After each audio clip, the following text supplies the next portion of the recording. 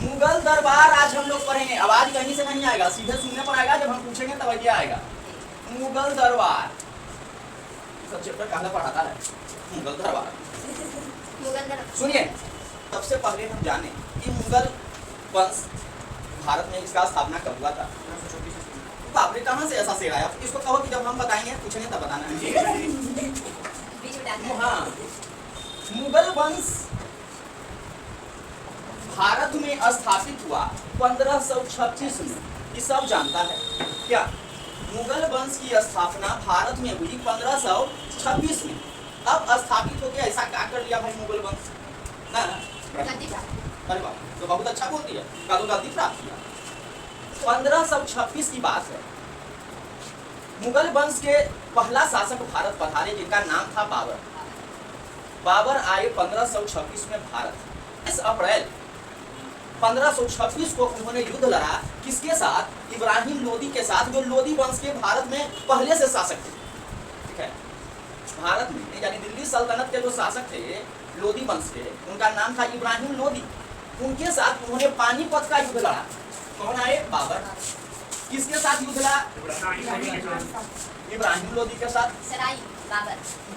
कब लड़ा? 1526 में। कौन सी लड़ाई? पानीपत का प्रथम। अब लड़ के उन्होंने कब्जा कर लिया। कहाँ? भारत पर। हालांकि उनका मेन उद्देश्य उस समय भारत पर कब्जा करना तो नहीं था, लेकिन वो भारत आगे लालच थोड़ा उनका बढ़ गया। उनको बुलाया गया था ना जी, उनको बुलाया गया था। किसके द्वारा? दौलत खां और आगम खां के द्वारा। याद रखना, आगम खां और दौलत खां लोधी, ये भी लोधी वंश का था, ठीक है। इन दोनों के द्वारा बाबर को बुलाया गया। बाबर को इसलिए बुलाया गया कि यह एक अत्याचारी शासक था, जिसका और भोग विलासी शासक था, जिसका कोई ध्यान प्रजा पर नहीं था और तानाशाही व्यवस्था इसका चलता था। तो ये सोचा कि बाबर जैसे आक्रमणकारी को हम बुला लेंगे, तब यह दिल्ली का सल्तनत से इसका सफाया कर देगा और गद्दी हमको प्राप्त हो जाएगा। वह उस समय सूबेदार था, आगम खां और दौलत। अब बाबर जब आया यहाँ आक्रमण करके इसको जीत लिया, तब उसका लालच बढ़ गया। अब फिर वो सोचा कि जब दिल्ली सल्तनत का मालिक मैं बन सकता हूँ, तो फिर क्या जरूरत है इन लोग को देखे खाली सोना चांदी लेके वापस चल जाना। अतः उसने भारत पर कब्जा कर। लेकिन खैर 1526 में तो ये आया, लेकिन हम लोग चलते हैं थोड़ा सा पीछे। जब जान ही रहे हैं तो बाबर का थोड़ा सा जान लेते हैं। विस्तृत वर्णन कैसा लगेगा? क्या करें? बाबर का जन्म फरगना में हुआ था। कहाँ? फरगना में हुआ था बाबर का जन्म। कहाँ जन्म हुआ था?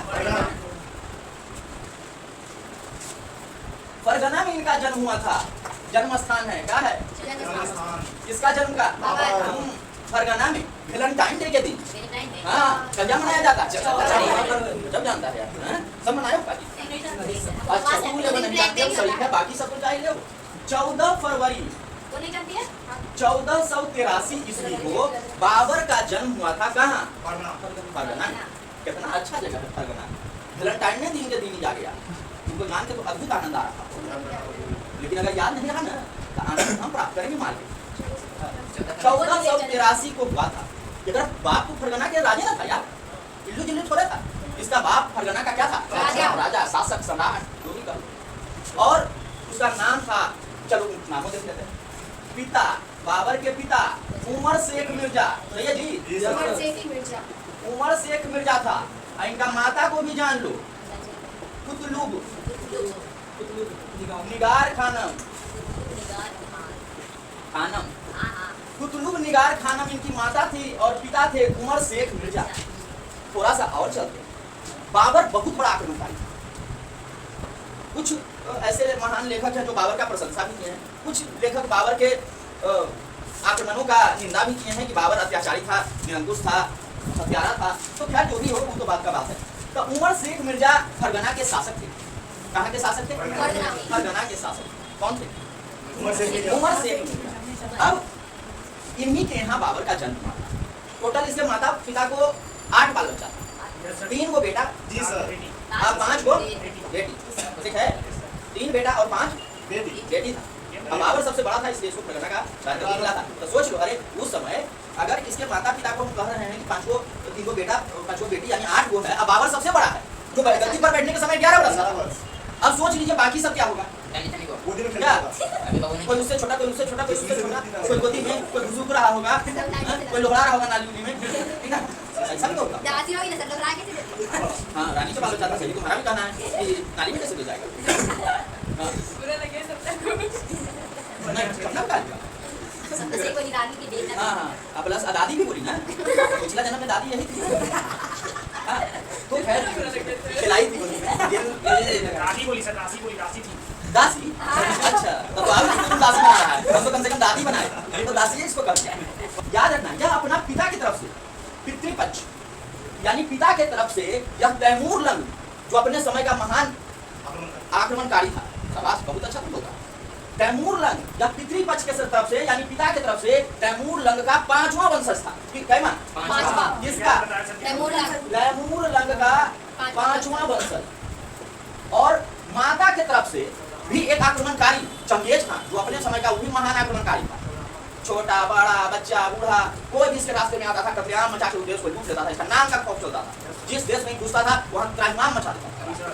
ठीक है, और वैसा आक्रमणकारी के वंशज था। इसके माता की तरफ से यानी मातृ पक्ष के तरफ से यह चंगेज खान का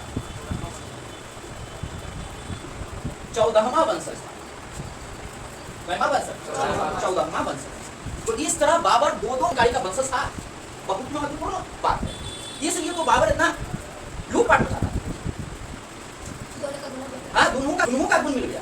हाइब्रिड था, हाइब्रिड नहीं था। हाँ। अरे सर तो हटिए जाएंगे सर, वो हो जाएगा। हाँ। तो थोड़ा सा हम लोग देख रहे हैं, तो ये इनका 14 फरवरी को जन्मदिन था। हाँ जन्मदिन। आज अगर तुमको मुश्किल हो लगी, आज तुमको बाबर यानी अपने वंशज के महान आक्रमणकारी का, महान शासक का अगर जन्मदिन मनाना है तो वैलेंटाइन डे उनका नाम का केक काट दो। हम नहीं बनाते हैं, बकवास करते बनाते अरे तो इनका नाम का तुम जन्मदिन ना बनाओ यार। हैं। बात बहुत अच्छा हो यार।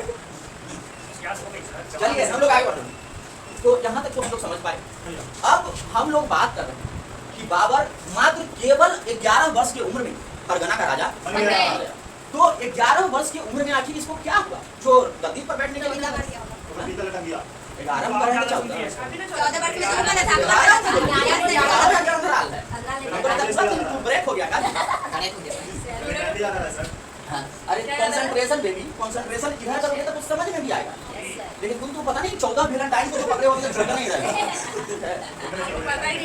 हाँ हाँ, यानी आज पता से कुछ ना 1494 में 1494 में बाबर गना के गद्दी पर बैठा क्योंकि उसके पिताजी उसी वर्ष लड़ गए। मृत्यु हो गई। हाँ बेचारे मर गए, स्वर्ग सिधार गए।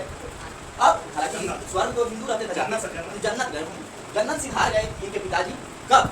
1494 में कहाँ चले गए?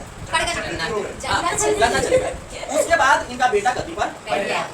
इसका मन हमेशा रहता था ना कि तैमूर लंग जो पिताजी के तरफ से 5वां वंशज था, तो तैमूर लंग का राजधानी था समरकंद। कहाँ था? समरकंद। इसका पूरा मन हुआ गद्दी पर बैठने के बाद, उतने को मन में सोच इसका मन भी काम करता था, ठीक ना? यानी हाइब्रिड इसी से पता चलता, हाइब्रिड था तब ना ऐसा सोच पाता था। 11 वर्ष की उम्र में पत्ता की रोटी बेलता, अब बियाह को ब्याह करवाता। ये जो लड़का था गद्दी पर भी बैठा, अब ख्वाब भी पाल लिया कि मैं अपने वंशज जो जिसका मैं वंशज हूँ तैमूर लंग का, ठीक ना, पितृपक्ष की तरफ से कहना वंशज, यानी परदादा होंगे इनका क्या? तो उनका जो वंशज हूँ तो हमारे बाप दादा का वो संपत्ति है समरकंद, तो मैं समरकंद के गद्दी पर बैठूंगा। उस समय तो इनके वंशज का हके नहीं था, दूसरा कोई था अपना शासक। तो सोचा कि हम समरकंद के गद्दी पर बैठेंगे, मतलब इतना प्लान भी बना लिया। असली प्लान नहीं बनाया। 14 साल की उम्र में मात्र 3 साल बाद समरकंद पर आक्रमण किया और समरकंद को जीत भी लिया।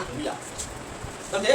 यानी 1497 में इसने समरकंद पर विजय प्राप्त कर ली, जाके गद्दी पर बैठ गया। हिम्मत का सोचो, 14 साल के बच्चा का हिम्मत का बलिदान। हाँ, बोल रहा है कि 14 में हम तो मुंह होने के लिए भी नहीं जानते, वो जानता था, बाकी तुम लोग नहीं जानते। ठीक है, तो अब वहाँ का शासक बन गया, लेकिन अभी तो कच्चा उम्र था, हड़बड़ा के बैठ तो गया, लेकिन यह ज्यादा दिन तक यह इसको टिका नहीं पाया। यानी समरकंद को इसने पहली बार कब प्राप्त किया? 1497 में।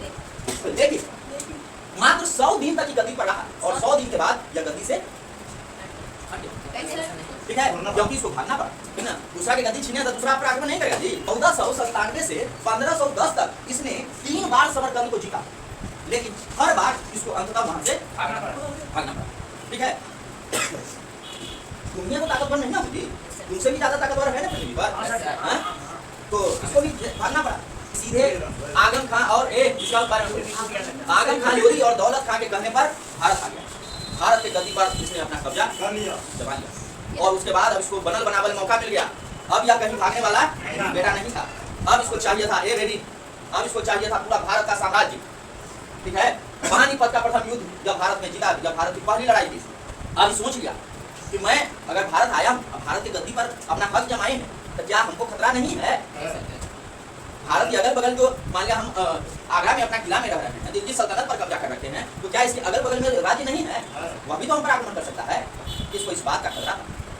और साथ ही साथ जो जिसको मारा था इब्राहिम लोधी, और जिसको हरा के गद्दी पर बैठा था, अगर इब्राहिम लोधी मर भी गया तो उसी का वंश का व्यक्ति गद्दी पर बैठना चाहेगा जी, तो उससे उसको डर नहीं था। हाँ, बाबर को डर था। इसलिए पहले उसने अपने विरोधियों को सोचा कि इसको सबक सिखाया, विरोधी को ढूंढ के निकाला जाए, विरोधी को ढूंढ के उससे युद्ध किया जाए, ताकि फिर कहीं भी प्रॉब्लम उत्पन्न न हो, विरोधी को देखो पहले। इसलिए सबसे पहले उसने में ही जहाँ दिल्ली सल्तनत में वक्त था, उसी के बगल में था मेवाड़। कौन था? मेवाड़। तो उसी समय मेवाड़ का एकदम बगले में, दिल्ली से बगल में राजापुरा राजस्थान मेवाड़ कहलाता था। ठीक है, तो मेवाड़ के शासक राजा थे राणा सांगा, जाना राणा सांगा। सबसे पहले उसने उनको टारगेट किया। शेष मतलब राणा सांगा तो रुका किसी के सामने हार मानने वाले, लेकिन राणा की सांगा के साथ बाबर खानवा का युद्ध लड़ा। खानवा का युद्ध किसके साथ? बाबर और राणा सांगा के साथ युद्ध हुआ। बाबर ने इनको पराजित कर दिया।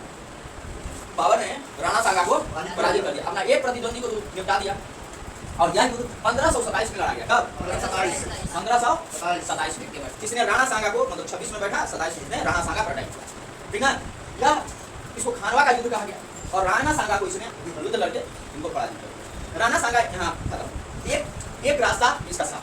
अब दूसरा, इसको डर था उस व्यक्ति से जो लोधी वंश का, क्योंकि सब तो मराया नहीं था। एक महमूद लोधी था। कौन लोधी? इसको इस बात का डर था कि महमूद लोधी कभी भी हम पर आक्रमण करेगा, इसलिए महमूद लोधी पर वह आक्रमण किया। कहाँ? वह बंगाल का राजा था, बना बैठा। कौन? महमूद लोधी। बंगाल का राजा उस समय महमूद लोधी बन के बैठा। उसने घाघरा के युद्ध में महमूद लोधी को भी पराजित कर दिया। सिर्फ पराजित नहीं किया, हाँ, घाघरा का युद्ध। कहाँ का युद्ध? घाघरा का युद्ध। देखा कितना बीच? महमूद लोधी और बाबर ने महमूद लोधी को पराजित कर दिया। यह युद्ध 1529 में हुआ। इस तरह महमूद लोधी भी पराजित हो गया। आक्रमणकारी भी था, चतुर चालाक भी था। हाँ, ठीक है, लेकिन एक चीज आप लोग जान लीजिए, ये जो था नशेड़ी था, भारी पियाक था, छडल पियाक था, चरस, गांजा, अफीम, मदरा। मैंने तो पहले बताया कि अकबर पर इतिहास हुआ। तंबाकू के बात है जी। तंबाकू गांजा में अंतर है। सबको पता है कि खड़ी मिला के पिया जाता हाँ, छडल पियाक था। तबियत तो इसका 1528 से खराब था। तबियत कब से खराब था? 1528 से। लेकिन ये जो चाहता था ना, बाबर चाहता भी था, तबियत खराब था लेकिन फिर भी युद्ध लड़ रहा था, आक्रमणकारी ना था, ये ऐसे कैसे हार मानेगा? ठीक है, तो उसने दुश्मनों का सफाया किया। हाँ, तो अब बाबर जब बात कर रहे हैं 25 दिसंबर 1530 को बाबर की मृत्यु हुई, क्योंकि नशेड़ी ज्यादा था। याद रखना, नशा नाश का जड़ है भाई, फल है इसका बहुत दुखदायी। अगर नशा करोगे कितना लंबा समय तक जी सकता, कितना जगह पता करता, लेकिन हाँ, चाल चलन खराब था, दारू ताली पीता था, गांजा उंजा मारता था। और इसलिए जब 15 दिसंबर मृत्यु कब हुई?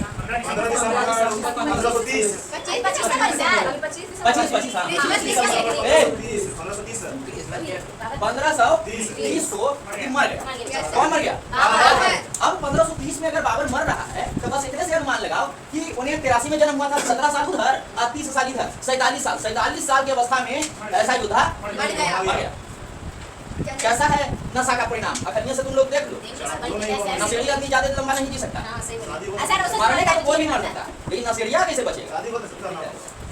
अब बाबर के 4 बेटा, कितना बेटा? चार। चार बेटा, याद रखिए। बाबर को चार बेटा, हुमायूं, कामरान, हिंदाल, असगरी। Yes sir. खाली हुमायूं का नाम। तो इस तरह बाबर के चार थे। अब सबसे बड़का था हुमायूं। हुमायूं को मरे फिल्मी स्टाइल में बाबर बुलाता है।